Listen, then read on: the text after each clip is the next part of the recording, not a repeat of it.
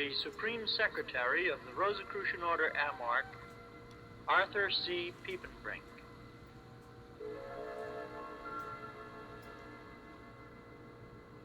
Today I want to talk on one of our very special pet subjects, and that is reincarnation. I think that in these times there is greater recognition and acceptance of this doctrine or theory or what have you than there has been at any time in the past. The particular question, of course, with which most people are concerned, you or your friends, is who they were in their past incarnation. I mean, this is really one of the interesting questions that poses itself. Now, in the order, we have exercises and we have means of visualizing, finding out who we might have been in a previous incarnation. But before we get into that more familiar field, we should analyze, I think, our reasons, or anyone's reasons, for wanting to know who he or she was in a previous incarnation. When we set about to find a memory of a previous life, we should be realistic and knowledgeable. If you want to know who you were in a previous life, there is a way, as I said. But first, let's review some facts about reincarnation, so that when you start exploring the past, you know really why you're doing it and what you're looking for. Now, reincarnation is simply a theory that advocates a continuing series of physical expressions for a given soul personality. It is one of a number of doctrines of immortality. The familiar doctrine of immortality that is common to the Christian faith, for example, in one sense has an aspect of reincarnation in it. For the resurrection of the body after death or after Judgment Day into a new and more glorified state, in one sense it's really an expression or a saying that the body does goes through a period of transition from one body into another one. Now, in reincarnation, we say that after you die, you are raised again into a new and more glorified body. Reincarnation says the same thing. But the new and more glorified body is just a new, better human expression. But actually, both doctrines involve the death or the decay of one form and the raising of a new form. Now, that it only happens one time in one doctrine, and many times in another, is really a very small point of difference. But the soul personality, as the Rosicrucians look at it, is a unit that develops and grows, just as a body develops and grows. But the soul personality, as we view it, of course, is of a different vibratory nature than the body. And it sustains itself as a distinct entity for a much greater period of time than does a body by present-day standards. And thus the soul personality fulfills its period of growth and development by incarnating into a number of physical bodies. Now, in its journey through life, the soul personality is attracted to those parents and to that environment which will continue its development from where it left off at a previous transition. This is all automatic. In the ordinary transition from one body to another, we must recognize that there would be no extreme change in status from one life to the next. You merely pick up where you left off, or you work out your karma, or just go on your merry way, whatever the case may be. It is as simple as that. But the subject of reincarnation takes on its grandiose aspects when certain persons use it to build up their ego. Then they invent a glorified past, which is not at all in keeping with their present state.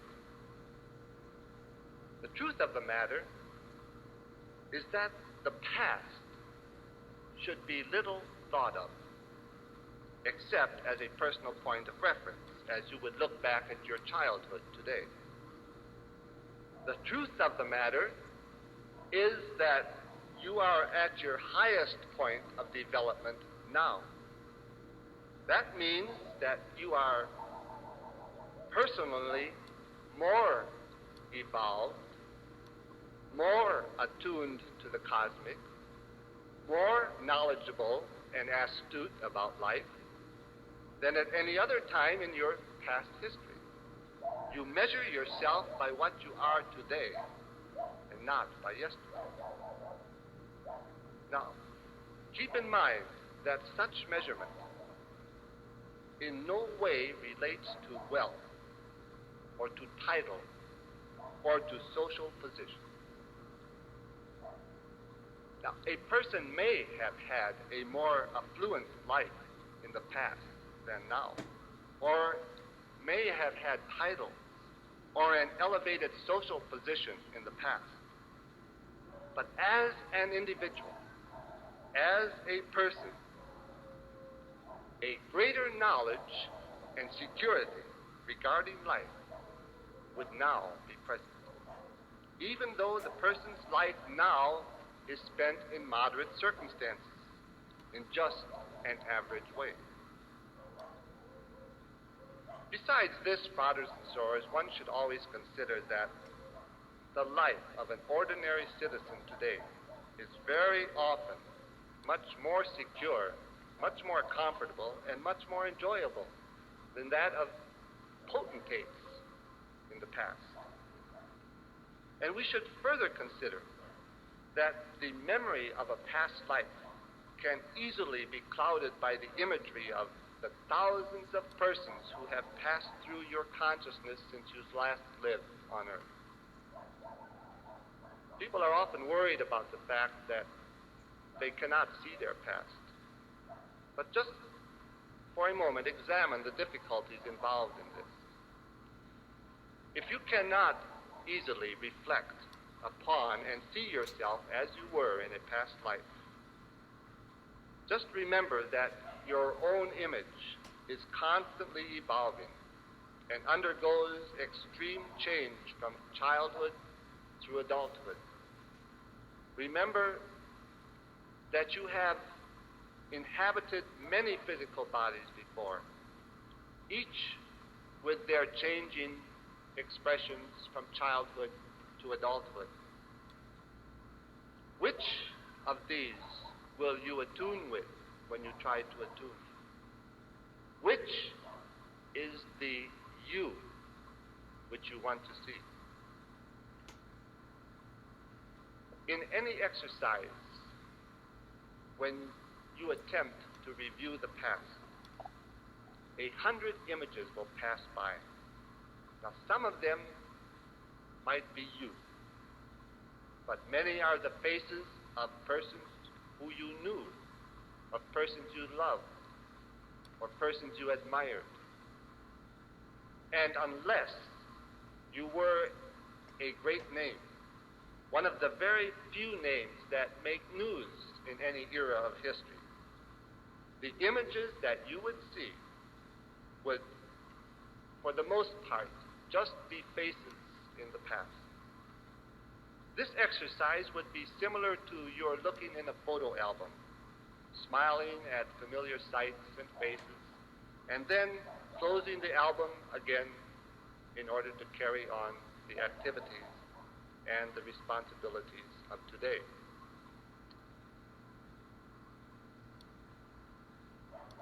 There are people, and as I mentioned, you yourself might be concerned about this, but there are those who reject reincarnation on the basis, on this one fact, that you cannot remember the past. But there is no basis for this, as my explanation just now pointed out. For even today, fathers and sorors, without the benefit of a photo album, can you easily see yourself as you were at, say, 8 years of age, or 6 years of age, or 4? You have seen yourself in a mirror so many times since you were born that it is very difficult for you to remember just how you looked at any particular point in the past. And without the benefit of a photo album, the chances now are that you would not recognize yourself as a young child if you passed this person on the street.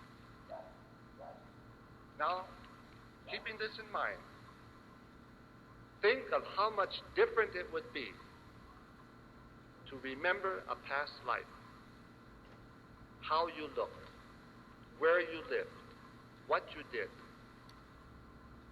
how much more difficult it would be to recognize yourself even if your image came before you. Whatever visual memory you might have carried forward into this life would be almost completely obliterated by a new environment, your present one, and by a new, youthful body. Now, as a young child, this is right after, say, when you're 6 or 7 years old, and people expect you to remember your past. But as a young child, picture yourself as a young child. Any memory that you might have at that time of an aged, crippled, or diseased person would not relate to you at all. And you would not associate any such memory patterns with yourself. Your new life and your new perspective would totally involve you to the exclusion of all others. And of course, so it should be, after all. This is the whole point we make of rebirth, that we are reborn into a new, more glorified expression, that we have shed the past and are troubled with it no more. It is always interesting to read the epitaph of Benjamin Franklin, who wrote for himself these words: "The body of Benjamin Franklin, like the cover of an old book, its contents torn out and stripped of its lettering and gilding, lies here food for worms. Yet the work itself shall not be lost, for it will appear once more in a new and more beautiful edition, corrected and amended by the author." So taking all this into consideration, fathers and sorors, if you really would like to look at yourself, to see yourself as you were, there are ways and means, as sometimes described in your monographs. But basically, it is a matter of following a few simple steps of visualization. Since your past is part of you, it is always with you. It is available. It is there for you to visualize. It is now simply a matter of attuning deep within yourself to find some imagery of bygone days. In such an exercise, you would visualize as you would in any visualization experiment. In your sanctum, after a brief period of meditation,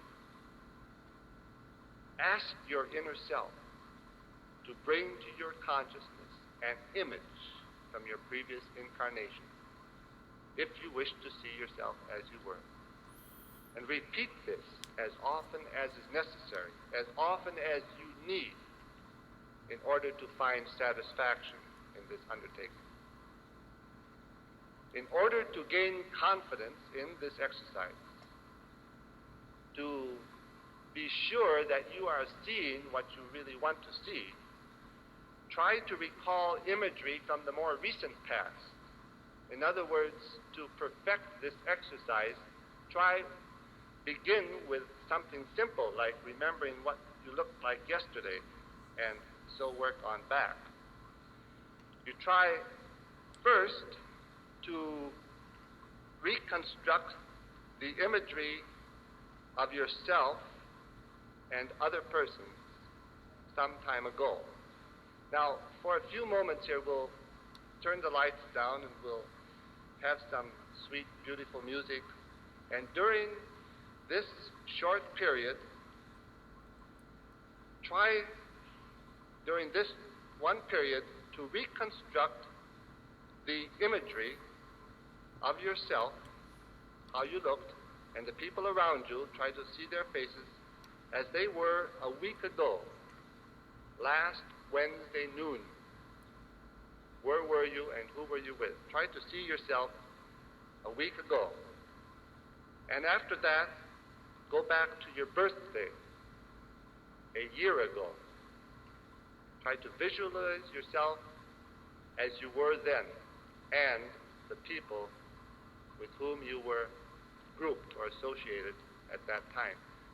Try to see how easily you can see or visualize the faces, the image of those people and of yourself, first 1 week ago, noon today, and on your last birthday during this period. Could we have the lights down?